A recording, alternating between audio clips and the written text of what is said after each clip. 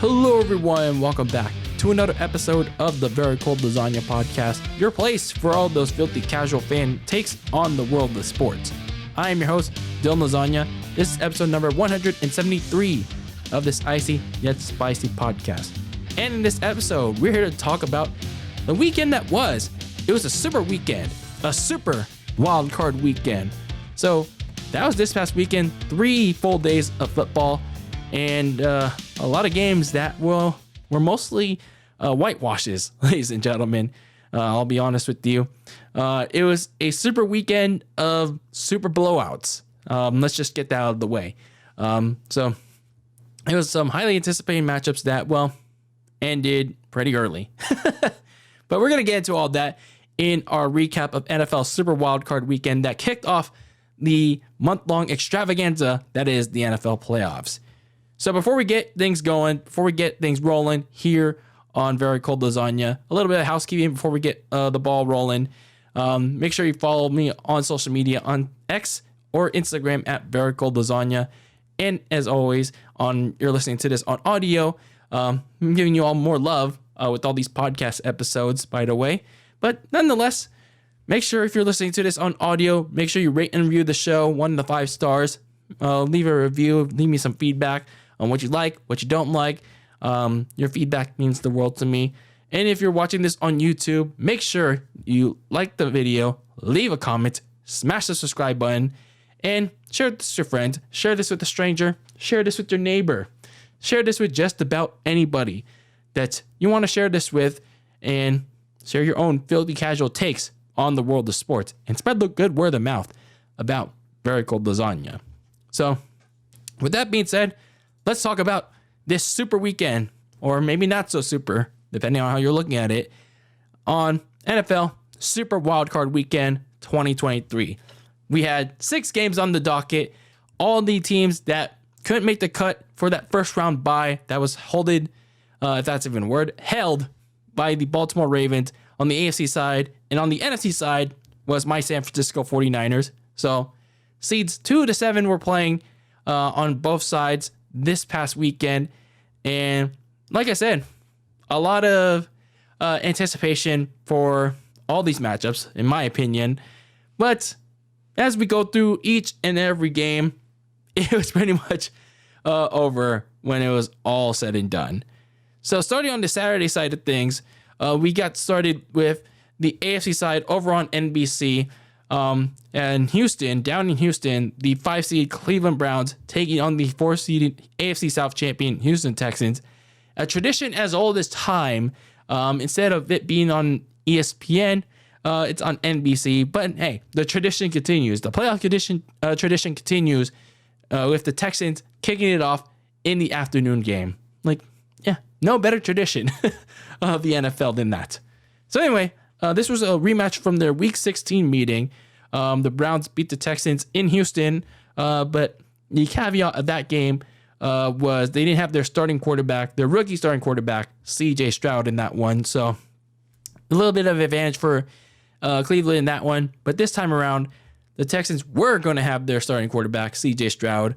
And the Texans, they were riding a little bit of a high in this game because they just won the division. And, in spite of all that, I rolled with Cleveland in this one because, they had the better defense and they had the more experienced quarterback in Joe Flacco. And I thought, it's despite this being a closer game than I expected, initially what I thought going into this game, I thought Cleveland was going to have the experience factor that was going to weigh over C.J. Stroud and the Texans. They still have a bright future, but may not get there just yet in this one. And then, when you look at this game between the two teams, you thought it was going to be headed towards a shootout because you had Joe Flacco throwing a big bomb to his right, his tight end, David Njoku, which eventually set up a touchdown for his running back, Kareem Hunt. They take a 7-3 lead. But then C.J. Stroud and the Texans answer right back with a touchdown to his receiver, Nico Collins, in the red zone.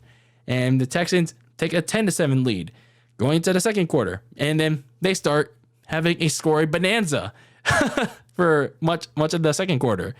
Kareem Hunt and receiver Brevin Jordan for each team.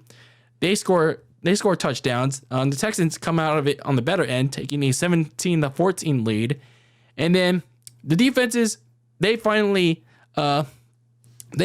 stalled the score and they stopped the scoring barrage. The Texans sacked Joe Flacco. The Browns defense forced CJ Stroud to overthrow Nico Collins, so they both forced a punt. But then that's where things start to slowly but surely fall off the rails for the Cleveland Browns. That's when you start to see, oh, here come the skid marks. This is the skid marks that we all know and love, because that's when the Texans defense started to get red hot. And more importantly, their offense too, because, CJ Stroud leads this big drive on offense before the half. He throws a dart to his tight end, Dalton Schultz. He puts them up 24-14 at halftime. That score is, not too bad when you look at the grander scheme of things, because it's only a 10-point game. It's still manageable to come back to. But then on the defensive end, before the half, Joe Flacco gets sacked to stop any of the Browns' momentum they try to get, any points that they want to score. And then you have this back and forth between both teams. CJ Stroud, they have to punt. And then Joe Flacco and the Browns go on this long drive. And then as they get midway into the third quarter, that's when the momentum suddenly shifts. The Texans defense, they decide, you know what? We had enough of this crap. We're going to bring on the blitz. We're going to bring on the bitch to Joe Flacco. And they force him to throw a pressure-induced interception deep to Steven Nelson, the corner. And then they can't stop him. He takes it all the way down to the house. 90-plus yards for pick six. And all of a sudden, it goes from a 10-point game, a manageable 10-point game, to a not so manageable 17-point game, if my math ends up right. But anyway, I digress. And then what makes it even worse for the Browns is that Joe Flacco winds up doing it again. So a common theme for the Browns, for those of you that not really into football or don't really pay attention to it as hard as I do. I mean, no judging, by the way. I'm just trying to tell you. But the common problem with Joe Flacco, in spite of the Browns' momentum miracle run, is that he turned the ball over a lot. Joe Flacco really turned the ball over a lot during the run. And he wound up doing it again on a fourth down. Back-to-back drives with pick sixes. This time he threw the second one to Christian Harris. And then Houston was basically running away with the game 38-14 in the blink of an eye. And then the Texans decided to put the burial. They decided to put the tombstone on the Browns' playoff dream, their latest playoff dream. They were finally back on offense after what felt like forever. And they decided to put the burial with a 19-yard Devin Singletary run that made it game over for the skid marks, 45-14. It was basically over from there, so much so that you even had Davis Mills, the backup quarterback for the Texans, make an appearance for the Texans. So by the 9-minute mark, it was all she wrote. And yeah, that was your final score as the Texans move on to the divisional playoffs. Who were they going to play? Well, they had to wait a little while to figure that out. But nonetheless, yeah, the Browns, I mean, they fought. They fought until the very end, but the problem was the common theme that I said was the issue in spite of their miracle run, in spite of winning all those games in December, turnovers. I mean, yeah, they got Joe Flacco off his couch because of the injuries to Deshaun Watson and their backup quarterbacks, Dorian Thompson-Robinson, and at the time, PJ Walker was also injured.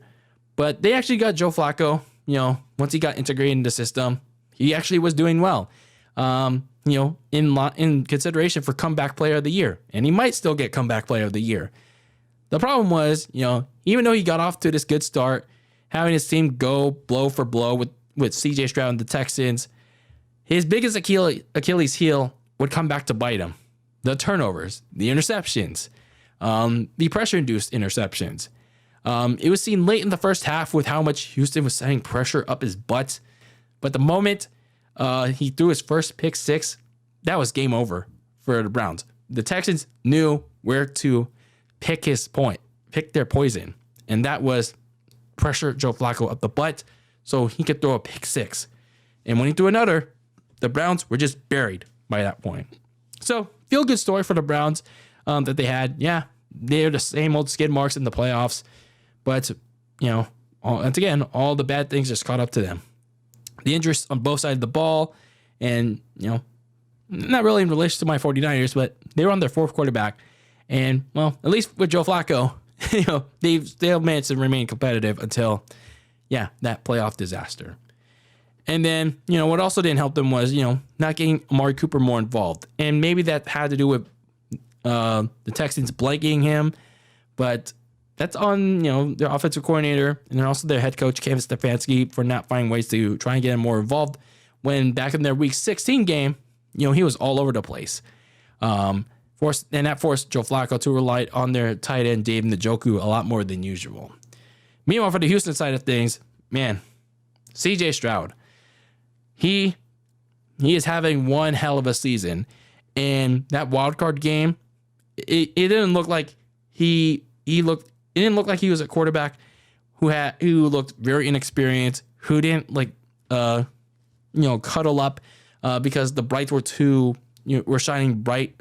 I don't know what the right phrase for it is, but anyway, he didn't crumble under the pressure of the bright lights. There you go. That's a much better phrase for it. But he was basically unfazed against one of the top 5 NFL defenses in the Cleveland Browns. And he always found ways to get his receivers in open space, sometimes very wide open space. So he never looked too big for the moment in his first playoff game. And if he somehow managed to make this deeper playoff run, that would be even crazier. I mean, anything is possible, but you never know with these young Houston Texans. I mean, sure, there's gaping holes in them still, but hell, if CJ Stroud continues to play like this, anything could be possible. So the Texans move on to face, the puzzle piece that we still have to solve with the rest of the rest of the playoff picture. So let's talk about this right now. Continuing with the AFC side, we have the 6-seed Miami Dolphins taking on the 3-seeded AFC West champion Kansas City Chiefs.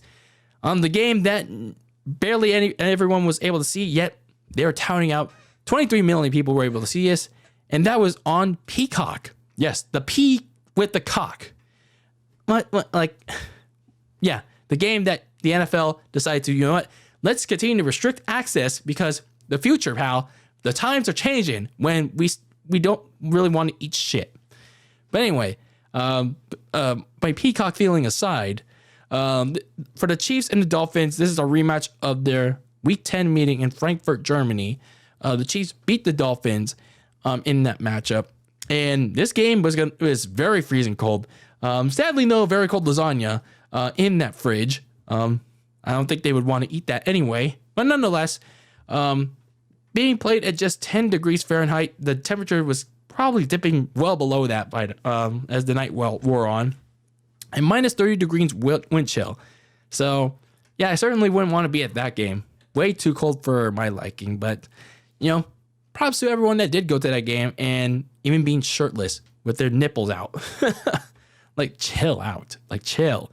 Put your shirts on, but you all are crazy people.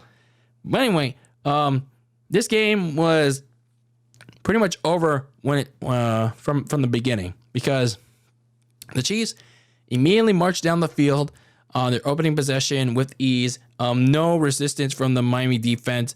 Isaiah Pacheco, their running back, he had a nice run to set up Patrick Mahomes, his pass to a rookie receiver, Rashee Rice, for the 7-0 lead on their opening drive. And that wasn't just the only time that the name Rashee Rice is going to be mentioned here, but more on him in a bit. So, on Miami's second drive of the game, Tua made a back-breaking interception into the open arms of a defender, Mike Edwards.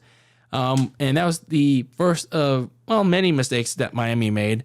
Mainly all of Miami's mistakes were just overthrowing the ball and, not capitalizing on anything in the cold weather. So anyway, for the Chiefs, they were they only got just 3 off that turnover, but Tua was at least made a closer game by that point in the game with a lob pass to former Chiefs receiver and his current one, Tyreek Hill, to cut that deficit 10-7. But that's all they could muster because the Dolphins defense had no answers for Rashee Rice.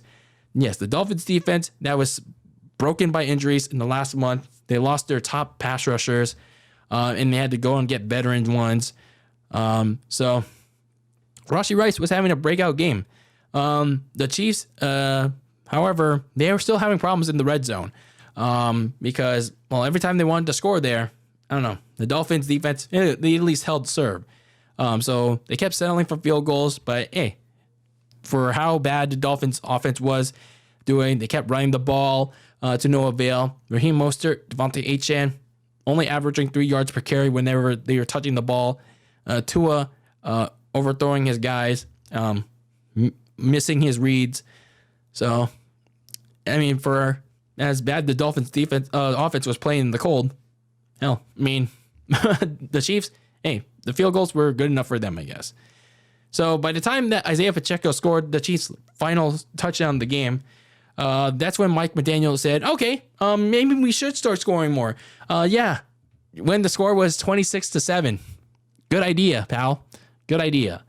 So, yeah, it was cold, and his QB had already failed to generate anything in the passing game, but man, was that too little too late for them to doing the thing that they needed to do to catch up. So, yeah, they started throwing more, a lot more, but yeah, absolutely nothing. The Chiefs won this game easily, 26-7. In the freezing cold, with no very cold lasagna, but again, why would they eat that? So anyway, for the Dolphins, this game, once again, out in the first round, they poorly did once again in the first round. Last year, they shit the bed in the first half, and they tried to rally back against the Bills, but this time, complete no-show. And this time they had Tua, by the way. And after, all the losses that they had against legitimate competition, I don't know. It might be a little bit of a weird thing to say, a little bit of a cold, very cold freezing take or a hot take, whatever you want to call it. I think the Dolphins should consider getting some quarterback competition for him in the offseason. Because, yeah, the weather elements didn't help him. It didn't help that there were so many injuries on there. But, I mean, you still shouldn't excuse the fact that he played very poorly. They came in unprepared for the elements. So he once again cracked under pressure against a legitimate playoff team, which was the main theme of their entire season, beating all these scrubs, but yet faltering against the real teams in the NFL. So with another season ending in disappointment for Miami, they got to at least ponder bringing in another quarterback to compete against Tua because he's ending into a contract year. I think they picked up his 5th-year option, and then there's going to become a point in time where, okay, maybe time to discuss a contract extension. But after the last 2 seasons in Miami with Tua, I don't know. I don't know if they even want to come to the negotiating table. The Dolphins, at least, would want to come to the negotiating table in regards to that matter. Maybe their former coach, Brian Flores, was onto something. Meanwhile, for the Chiefs side, for much of the year, their receiving core has pretty much failed Patrick Mahomes, whether it was, just simply not getting on the same page as him or the main problem, dropping the ball. And that put a lot of pressure on both him and their top tight end, Travis Kelce, who late down the stretch has been really struggling and also getting double covered. But Saturday night, in that cold weather, rookie Rashee Rice, their receiver, who's had his moments with Mahomes during the regular season, but on Saturday, he had himself a breakout game. He's had himself a emerging performance. And Mahomes, as such, he frequently went to him and kept going to him. So I know it's just one game, but if Rashee Rice can keep this production going, heading into their divisional matchup, then the Chiefs may finally be onto something. They might finally found their top option that they've sorely been lacking for the last 2 seasons since they traded away Tyreek Hill to the Dolphins. So the Chiefs easily handled this one 26-7 in the cold ass weather Now, they will have to wait and see where do they get to stay home, or they'll have to, for the first time in the history of Patrick Mahomes, go on the road, a true road playoff game. But more on that in a bit. So now let's get into the Sunday slate of games for Wild Card Weekend. And that was start with the NFC. It was all NFC. But wait a minute. Wasn't there originally an AFC game? Yeah, there was. So that was the Pittsburgh Steelers and the Buffalo Bills. So there's originally supposed to be a AFC game in the early morning portion on CBS. However, early on Saturday, that game got moved to Monday. This is the Sunday game I'm talking about here, the Sunday morning game. So Steelers and Bills got moved because of a severe snowstorm that was happening on Saturday that carried over to Sunday, and now they moved it to Monday. So yeah, that game got moved from Sunday to Monday at 1:30, and yeah, for the safety of the people I'm out of school with, but as a football fan, I was like, man, I was working. I was like, I was a little peeved, but hey, for the safety of the people, fine, whatever. But anyway, at least that freed up a little bit of my time. I got some work. I got some work around here to take care of, and I managed to get it done. So hey, it was a little bit of a win for me. So now let's get to the two Sunday games that did end up happening, all NFC. And it started with the 7th-seeded Green Bay Packers taking on the 2nd-seeded NFC East champions, Dallas Cowboys. So much parity with the NFC East. And I don't know if that's a good thing. So both of these teams meeting up for the 9th time in their history. The series is tied at 4-4. Both are coming in hot as the Packers clinched the last playoff spot. And the Cowboys clinched the NFC East both a week prior to the season ending.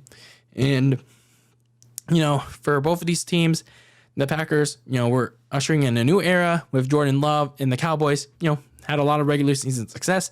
But now they were trying to look to finally get over the hump and make it back to their first ever NFC title game, starting with a game that they were heavily favored in. And they were in their own roof, undefeated the whole season against the 7th-seeded Green Bay Packers. But boy, did they realize that things were certainly not going to go their way. Because once the Packers won the opening coin toss, rather than defer it, rather than let Dallas score first, they elected to do what they did against the Detroit Lions on Thanksgiving. Elect to receive it. It sounded a little bit risky, especially on the road, but hey, they've been in those situations before. Like I said, that Thanksgiving win in Detroit, they won the coin toss, they won the ball first, and they benefited off of that. That risky call paid off again for the Packers. Jordan Love, Aaron Jones, the running back, they scored on the opening drive. And yeah, it was already 7-0 early on. The Packers defense forced a punt on Dallas's opening possession. And yeah, look what happened after that. It ended up leading to what ended up being one of the many mistakes for the Cowboys, all team wide. On that punt, a fair catch interference gives the Packers good field position. Although in fairness, it looked like the catcher flopped in front of the offending player. Well, a little weird. I don't know why they didn't pick up the flag. So, playing fair, the little fair card here. But towards the end of the first quarter, corner Jair Alexander, who had questions going into this game with the ankle injury, he made the first big play of the game by picking off Dak Prescott on a pass he really shouldn't have thrown, by the way. And it put Green Bay in very good scoring position. And they weren't stopped by a holding call. And Jordan Love got those yards back on the throw to Romeo Doubs. And that set up yet another Aaron Jones goal line touchdown. And all of a sudden, before the end of the second quarter, it was a 14-0 game. And the Cowboys are just looking on the other sidelines and, we're usually the one dominating at home. We're like 8-0 at home in the regular season, but here we are, fucked. We are fucked already. So yeah, the Cowboys, they ended up responding with their best drive so far. It only took them 1 quarter to do it. But then Prescott inexplicably got sacked midfield by Keyshawn Nixon. He was like literally taking his time, and then he started running off to the side, trying to find somebody. But then he just stood there and then let Keyshawn Nixon sack him down. And then that allowed Dallas to get out of field goal range. It's like, that's a sack you cannot take. It's like so inexplicable. But anyway, that allowed Green Bay to once again kill the Cowboys defense on the following drive. Jordan Love gets another big pass to Romeo Doubs. Already gets them past midfield, and just a couple plays later, Dontavian Wicks. I'm sorry if I'm stuttering that name, but Dontavian Wicks. It's a weird name to say, but hey, forgive me for my pronunciation. He gets a bucket pass from Jordan Love, and here they are. The Packers have the Cowboys on their knees, sucking their I'm not gonna even say it. 20-0, and we're not even at the end of the first half. And then it gets even worse for the Cowboys. Prescott throws a pick six to Darnell Savage, middle of the field. 27-0, right then and there. And oh boy, it was getting really ugly for the Cowboys. But is this really surprising to many Cowboys fans? Is this really surprising to non-Cowboys fans? Is this really surprising to NFL fans? But anyway, it was 27-7 at halftime. But boy, if they didn't make any adjustments at the half, it didn't do anything to fix this yet another incoming disaster. They were in real danger of not accomplishing their ultimate goal, finally reaching the NFC Championship, and then if they get past the NFC Championship, making the Super Bowl, and then finishing the story. But then here they were, 27-7 at halftime against a red-hot Packers team that had nothing to lose. The Cowboys were fucked. And then they only settled for 3 on their opening possession, where Dak and CeeDee Lamb finally got together and said, hey, we're facing issues here, and we have to get together, and you know what. So they finally got on the same page, but it wasn't enough to get 7 on the board. So they got to sell for 3, and they paid the price for it because Jordan Love and the Packers were not slowing down. They were on the gas pedal. They kept scoring. Another lob to Romeo Doubs that set up Aaron Jones' 3rd touchdown. Literally the same play. Love to Doubs and then to Aaron Jones for his 3rd rushing touchdown. It was 34-10. It was like a relentless beatdown on the Cowboys. So, I mean, that's exactly what the Packers should be doing. But it's just like, man, the Cowboys had no answers, no adjustments that could be made to stop them. So the Cowboys, they ended up cutting the deficit 34-16, but the Packers, again, punched right back. Touchdown, Luke Musgrave, their tight end, and he was like left very wide open. Literally, there's like no one within a 20-foot pole. They're literally practicing social distancing around that guy. And then the worms were officially opened.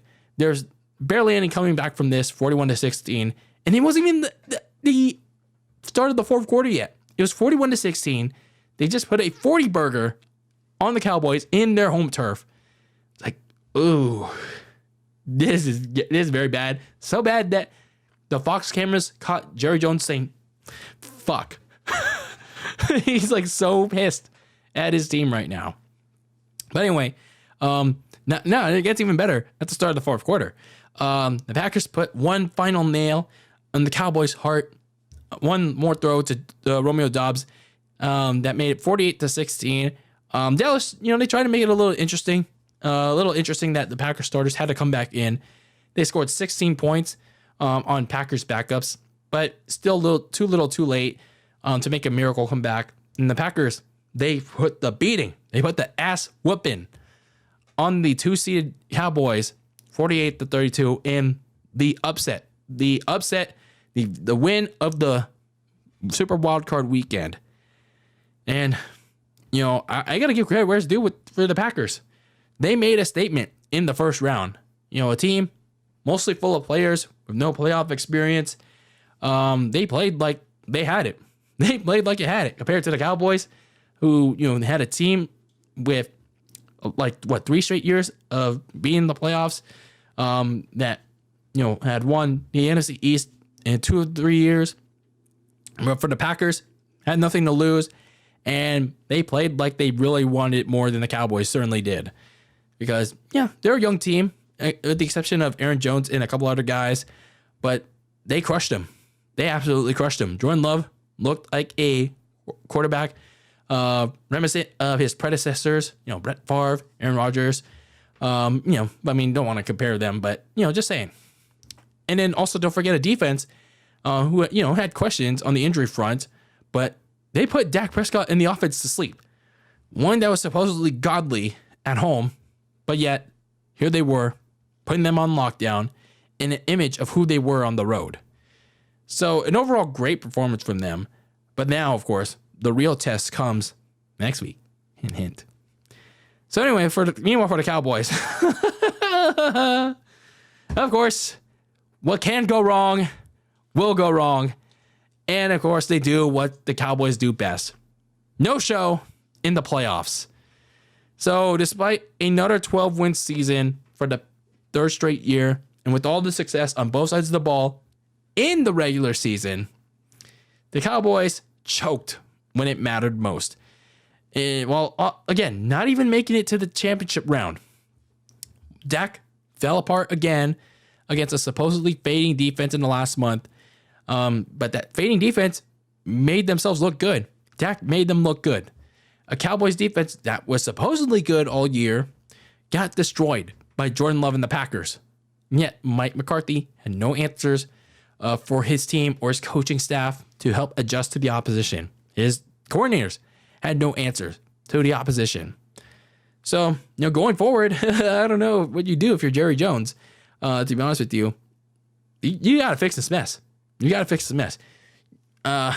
But, I mean, for Jerry Jones, it's likely, after a couple days, after the storm settles down, he's likely going to fire Mike McCarthy. I mean, if he doesn't, I'll be really surprised, because it's been 3 straight years after these playoff disasters. You lost twice to the 49ers, and then now you had this absolute embarrassment to the Packers at home.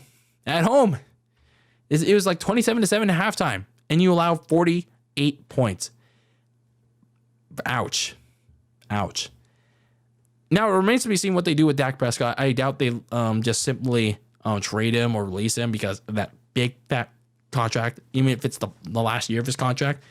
But I really doubt that they extend him unless Jerry Jones is that stupid to give him another contract extension. Because has he really proven it? Has he really proven in the bright lights of the playoffs that he can lead this team? Because in the last 3 straight pro seasons, he can't. He certainly can't. So, even with all that, until they can prove they can match their regular season success into the playoffs, the Cowboys are not going anywhere. They're absolutely not going anywhere. They're just going to be stuck in the middle of the road, getting results like this. So for the Packers, they're moving on. The first 7-seeded team to make it past the first round of the playoffs. And now they get to face a certain red and gold team. And, well, we'll see what kind of fate awaits them in the divisional. Now, staying on the NFC side, the nightcap, the highly anticipated nightcap that I was really waiting for. The 6-seed LA Rams taking on the 3-seed NFC North champion Detroit Lions. The first game in Detroit, a home playoff game in over 30 years, since 1994. That was the last playoff game in Detroit. Everyone was excited. Everyone was emotional, riding the high waves of their home crowd. And, of course, this is the first game for Matthew Stafford in Detroit since being traded to the Rams in 2021. Won them a Super Bowl. And, it was a little surprising that he came out to booze. I mean, I understood, did a competition's sake, but, maybe, I don't know. maybe it's me. Maybe Lions fans should be a little bit more grateful of Matthew Stafford because he wanted to trade. And maybe it's time for him to move on because the Lions really haven't done much for him. But at the same time, it's like the man has kept you relevant for what? Since his entire time in Detroit, it was like what? Almost 10 for over 10 years. It's like, damn, show him a little bit of gratefulness. So anyway, the Detroit crowd, though, nonetheless, they were riding the high. They were erupting. They were waiting for that first touchdown. And when they got that first touchdown from David Montgomery, the running back, they exploded. They roared. They roared like someone had won the Royal Rumble or someone had a WrestleMania moment. It was loud as hell when David Montgomery scored that touchdown. And, rightfully so. They haven't had a playoff game in over 30 years. And it was crazy. Imagine like how crazy it was, like listening to that in person. Just like ear rape across the board, but the good kind, of course. So anyway, several minutes later, it started to become a shootout. The Lions continued to drive, and rookie Jahmyr Gibbs, he got his turn to score. So both running backs got the score and made it a 14-3 game. And, all of a sudden, it's still early in the first quarter, but it's starting to become a little bit of a wall to climb for the Rams, the road team. But Matthew Stafford and Puka Nacua answered the call early in the second quarter. They get a deep lob pass and catch in to cut it back to just 4 points. It was 14-10. And then it starts becoming a little bit of a shootout. Jared Goff and the Lions had an answer for that too. They go on this long drive that ate up half of the second quarter. And then they decide rather than go for the field goal, they get aggressive. Be aggressive. Be aggressive. So they go for it on fourth down at the Rams 1 yard line. And it paid off. It absolutely paid off with a touchdown to the rookie tight end Sam Laporta, who had questions about whether he was going to play in this game with the knee injury that he suffered like last week, the week prior against the Vikings, and he was able to play this game and get a touchdown, back to a double-digit lead, 21-10. But then you had Matthew Stafford answering right back with a midfield needle threader to receiver Tutu Atwell, took it to the end zone against that Lions secondary, and it was back to a 4-point game, 21-7. So we were thinking it was going to be a shootout. We were thinking the quarterbacks and the offenses, as I expected, they were going to make this a shootout game until one mistake was made. But it was actually the defenses that cooled the quarterbacks down on the next few drives, actually the next several drives of the game, to force some punts, force some field goals to be made. Actually, yeah, pretty much field goals were the only scores that were left made in this game. So for the Rams, though, they were facing a potential issue after I think it was like their first field goal in the second half, and that was Matthew Stafford leaving the game in very, very big pain after taking a hard hit. He had to go in the blue medical tent a little bit, and then you're wondering, is we really about to see Carson Wentz having to come in if Matthew Stafford can't come back out? But then, fortunately, he came back out. He came back out fighting, ready to play on their next drive. And then the Rams, they drained again in the red zone, but they were stopped once more. They cut the Lions lead down to just 1. Here's the thing: 8 minutes left to go. And both of these teams seem like they're not going to be. They're trying hard not to give up that lead, not give up just yet. Both teams' defenses, other than the secondary, were getting good pressure on the quarterbacks. So they were suffering a little bit of key injuries, though. Kyron Williams, the running back, he left with a hand injury. Linebacker Alex Anzalone got checked out for a shoulder injury, but then he came back. So it was going to be who was going to make that one big play that could change the game. And, well, that was going to be the Detroit Lions. Actually, they made 2 big plays. So the Lions secondary that has been burned pretty much most of the season, they finally got that one big stop on third down. They forced Puka Nacua to drop a key critical catch that would have gave the Rams a first down that could have gotten them into scoring position. But they forced them to punt instead. There's still a little bit over 4 minutes left, so plenty of clock for the Lions that they need to burn.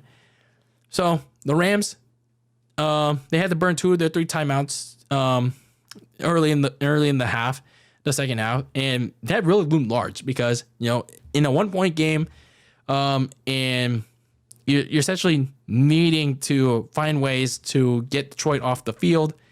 You're only left with 1 timeout, and those 2 timeouts that you burned were because, well, you mismanaged the clock. It was bad, which was really bad.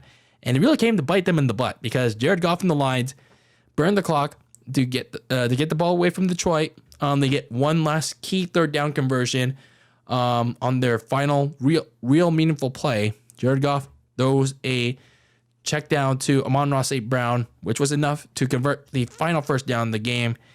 And that gets them their first playoff victory in over 30 years. A lot of people crying, and rightfully so. You have the right to cry, especially because you've won your first playoff game in over 30 years in front of a loud Ford Field, 24-23. So man, that was a fun playoff game. Very tense, very stressful playoff game, but very fun.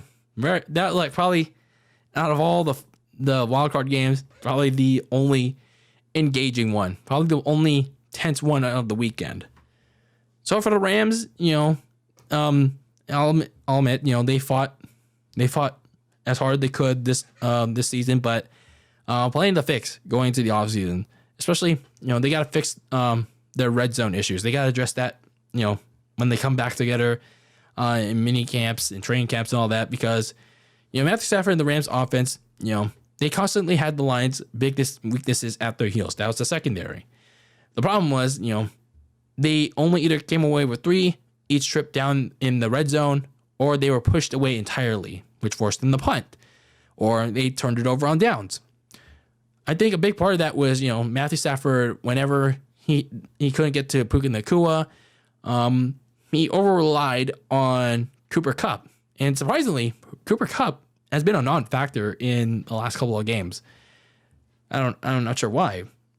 But if they had scored in the red zone at least once, it would have been a much different story, a much different game that we would have been talking about here. Nonetheless, the Rams did fight until the very end, but I feel like, some missed opportunities is something that they'll be looking at in the offseason. And maybe they could possibly be looking at, a couple of offensive players, whether it be in the free agency or in the draft, that they can be considering to help fix their offense in 2024. Meanwhile, for the Lions, Jared Goff, this was a game that he was certainly most looking forward to, for as much as he wanted to downplay in the post game. But he came in clutch. For as much as he's cooled down in that second half, he came in clutch in the ultimate revenge game. He looked poised to one-up the quarterback that the Rams shipped him in favor of and shipped him away to. But, he cooled off. He really cooled off for nearly 3 quarters. But then his coach, Dan Quinn, never really gave up on him. He put the ball in his hands to put the game away with a 1-point lead, and he delivered to his best receiver, St. Brown. So, however, here's the caveat. Jared Goff is going to have to play much better than that. He's going to have to play a lot harder for more than just a quarter and a half if he wants the Lions to reach the NFC title game against whoever to play for in the divisional. But at least for one night, he helped the Lions erase the ghosts of their past, especially 30 years plus past demons in their dreams. And with the Cowboys losing, even better news for Detroit. They get themselves a second home playoff game. So the fun doesn't stop on January 14th, Hal. They get to do another one. They get to do a redo on January, what's the date? January 21st. Yeah, January 21st, pal. So they get to do it again. Coming soon to a Ford Field near you. So the Lions win a close one, a tight one, 24-23 over the Rams. They send them home packing, and they get to run it back at Ford Field against whoever's going to win that Monday night wildcard game. So speaking of Monday night, let's talk about the AFC game that got pushed to Monday afternoon. And that was the 7th seeded Pittsburgh Steelers against the 2 seeded AFC East champion that many didn't think was going to be the AFC champion. But anyway, the 2 seeded AFC East champion Buffalo Bills. So this game, like I said, was supposed to be originally played early Sunday morning on CBS, but due to the very severe snowstorm in Western New York, the state governor imposed a travel ban on Saturday and delayed this game to Monday afternoon. So, I mean, what are you going to do? I know some people say, oh, it's just snow. They played in it before, but man, it looked so bad that, yeah, I don't want people to die. Let's not. Like, we can wait. I certainly can wait, even though, I'm working, unfortunately, on Monday afternoon. So it was unfortunate. But anyway, as for this game itself, Pittsburgh, they got the last playoff spot after a little bit of things happened to them. And then for the Bills, they're riding the wave of a 5-game winning streak. And they capped it off with beating the Dolphins on Sunday night to steal away the AFC East from them and force them to play it in the very cold fridge of Kansas City. And for them, they get a home playoff game, at least for this one, maybe even another if they came out on top. And they immediately tried to assure of that. They marched to the end zone with no issues on their first drive compared to the Steelers on their opening drive with a punt. Josh Allen stuck it to his tight end, Dawson Knox, for the early 7-0 lead. And then much later, their fortunes continued to go. An early challenge from Bills coach Sean McDermott. He saw something that was a little bit wonky. He saw an incomplete catch from receiver George Pickens of the Steelers. But then I saw a little bit of it while I was on break. And I've seen that, wait a minute, this call shouldn't be what it was originally supposed to be. So they challenged it, and it was how I felt it was. It was a fumble. So it gave the Bills prime field position. They immediately benefit from it. Josh Allen gets a touchdown to his other tight end, the rookie, Dalton Kincaid. And right away, early on, it's 14-0. Meanwhile, for the Steelers, they had absolutely nothing going for them. I get it. You're on your third quarterback in Mason Rudolph, who really has had much success at the starter's position. But I finally managed to get one big pass into his tight end, Pat Freiermuth, who ended up fumbling the ball on that one big play. But he was very lucky. The Bills lost the ensuing challenge on that one, so they were 1 for 2. But even on their very best drive off of that, and some ref ball, Rudolph threw a pressure-induced interception in the end zone to corner Khair Elam. I'm sorry if I'm mispronouncing that. Khair Elam, who actually made up for the penalty to set up the Steelers at the goal line a few plays prior, making a pass interference on one of the Steelers receivers. So Josh Allen capitalized on the turnover with kind of a crazy touchdown run. So it was like a 3rd down or something. Josh Allen, all he needed was a couple yards. So he ran for the first down. He got the first down. And then it looked like he was going to stop and slide. He actually had a couple of Steelers defenders around him. It looked like they were going to tackle him. But then they just stopped. They froze. They froze. They were put on ice as if Josh Allen was sub-zero. So Josh Allen was like, okay, I'm going to keep this bitch going. And then he outraced them all. And then the lead just increased to 21-0 in Buffalo's favor. We were already early in the second quarter. So it's like, okay. So much later in the quarter, the Steelers, they finally get something positive going. They blocked the Bills' field goal attempt. But perhaps something to note also, when they were trying to catch the ball, punter Sam Martin of the Bills pulled his hamstring. He was trying to run, but then he was like, oh, ow, my leg. He was trying to chase the ball. So the Steelers get it in great field position. They took it down to the end zone and cut the lead 21-7 before halftime. And you're thinking, at least for the Bills side, is if you lose your punter, that's not good news. That's not going to be good news. And you're basically going to have to go for it on every down now. But I mean, they still had their punter, but it was clear that whatever punt he had, it was going to hurt like hell because pulling your hamstring does hurt. I think I did once, and yeah, it was a pain. It's a pain in the butt. But nonetheless, Mason Rudolph in the offense made things a little bit more interesting. They made it a closer game. It was 21-14 at the start of the fourth quarter, but the Bills answered right back with the time-burning drive and extended the lead back 31-17, double digits. Josh Allen threw a dart to Khalil Shakir, and he took a bunch of Steelers with them, a little under 20 yards to the end zone. So late in the game, Pittsburgh had one last chance to try and make a miracle comeback, but it was nada. And then you get one last field goal that was badly missed from Tyler Bass. One more desperation drive from the Steelers later, and the Bills sealed a semifinal meeting with, as I referred to a little earlier, with the Chiefs opponent. It's the Chiefs, 31-17. So, yeah, the Bills are going to be meeting the Chiefs in the AFC divisional, one of them at least. And that also sets up the meeting with the Texans and the Ravens in the other AFC divisional.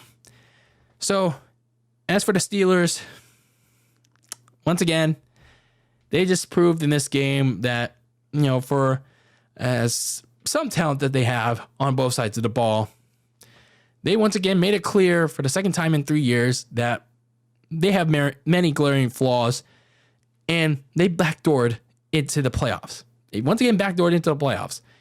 And I get it. You don't have your starter in Kenny Pickett, nor do you have your all-pro edge rusher in TJ Watt. That certainly didn't help matters.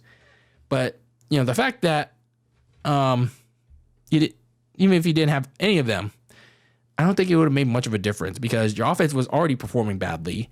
And your secondary was kind of flawed.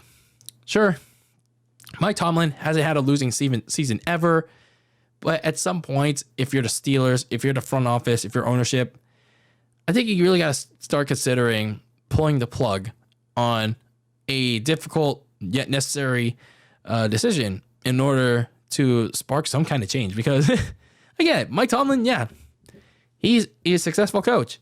And, he's a winning one. He's won you at least one Super Bowl, got you to another. It's like, when was that? Like over 10 years ago. I mean, yeah, he's won you countless AFC Norths, but it's just like, at some point, don't you want more than that? Don't you want another Super Bowl? I mean, you can only rise so much on high-end talent, pal.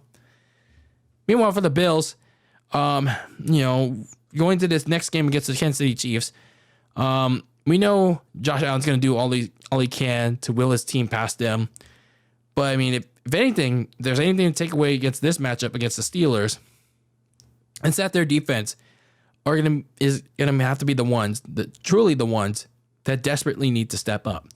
I mean, let's face it, they're already struggling with a crap ton of injuries, including even more in that first round game. They're going to have it even harder time against Travis Kelce and their emerging receiver, Rashee Rice. Especially if they can't lock them down, get any pressure on Patrick Mahomes, et cetera, et cetera. So simply put, they have to play better on defense to finally overcome their demons en route to the AFC title game. Because if they don't play better defense, then they can see the Chiefs kiss them, give them the kiss of death, the KOD, en route to another AFC championship game. So the Bills have a lot to think about going into a rematch of the 2021 divisional game against the Chiefs, this time on their turf. But as for this game, the Bills take care of business against the Steelers, 31-17.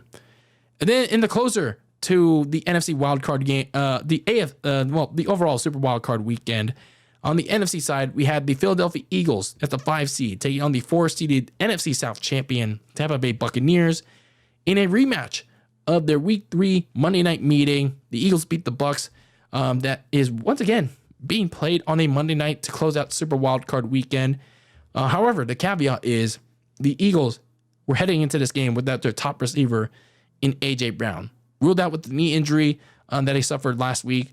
Tried to play in this one, but Couldn't get cleared in time, but nonetheless, the Eagles were facing a lot of questions going to this one after a very bad December, like a very bad one. Meanwhile, the Bucks, they had themselves a solid December, a little bit of a setback prior to Week 18, but they still managed to win the AFC South. The NFC South, and yeah, they're actually surprisingly the underdogs in this matchup against Philadelphia, but that's besides the point. And I guess they took it to heart because in this game, despite missing on their opening drive an opportunity to take a slightly bigger lead, they assured that they didn't on the next one because Baker Mayfield drilled a pass to receiver David Moore, who shook off a bunch of Eagles defenders for a long touchdown.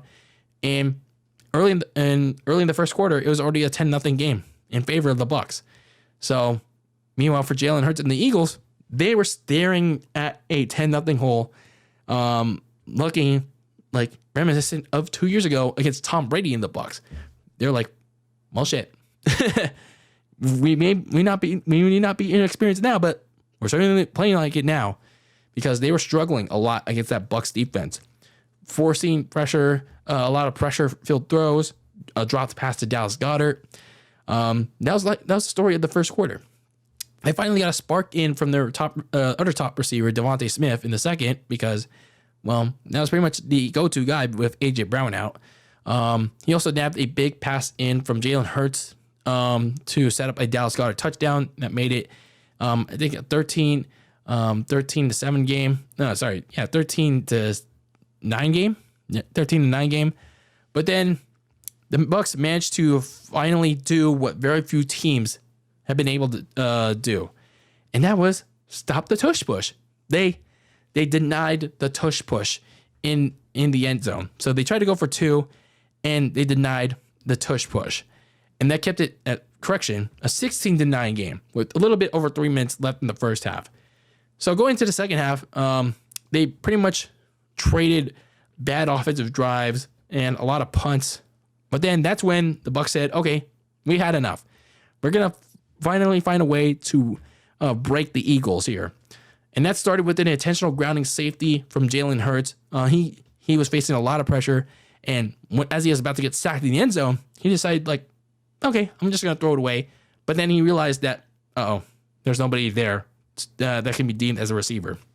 And then he gets flagged for intentional grounding in the end zone, which results in a safety. And the Bucs immediately paid dividends. They made him pay with a 50-yard catch and run from Trey Palmer. That extended the game 25-9 in a hurry. The Eagles, it was only a matter of time until they were about to say their final goodbyes. And Baker Mayfield assured of that. After a long fourth quarter drive with a lob to Chris Godwin, and that was it for the Eagles. The Eagles' collapse was complete thanks to the Bucs giving them their last rites, 32-9. So, with that, the Eagles became the official latest victim of the Super Bowl losers curse. Sure, they made the playoffs, but they were riding high. They were riding high into this season, 10-1, midway into the season, 10-1, looking unstoppable as the NFC favorite to represent this Super Bowl. But I mean, damn. Starting with that San Francisco home game in Week 13, they had all their deficiencies exposed big time. And from there, it got a lot worse. It really got a lot worse for them. A run-strong offensive line was suddenly crumbling right in front of their eyes. Jalen Hurts was getting pressured up the butt. The receiving core, which was very strong last year. I mean, it was still good for much of this year, but they fell apart late. There was a lot of infighting, and they suffered in this game without A.J. Brown in the lineup. And, Devontae Smith can't do everything. He really couldn't do everything. And then defensively, the pass rush didn't hit the same.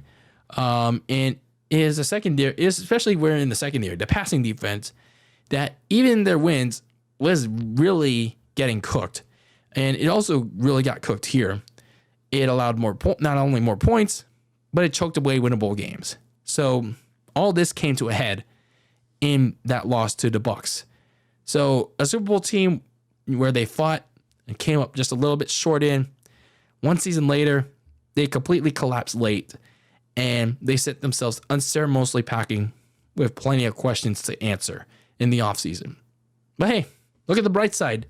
If you're the Eagles, if you're Jalen Hurts, if you're Nick Sirianni, if you're the ownership, if you're an Eagles fan, hey, look forward to this April. Forward to April 6th to 7th.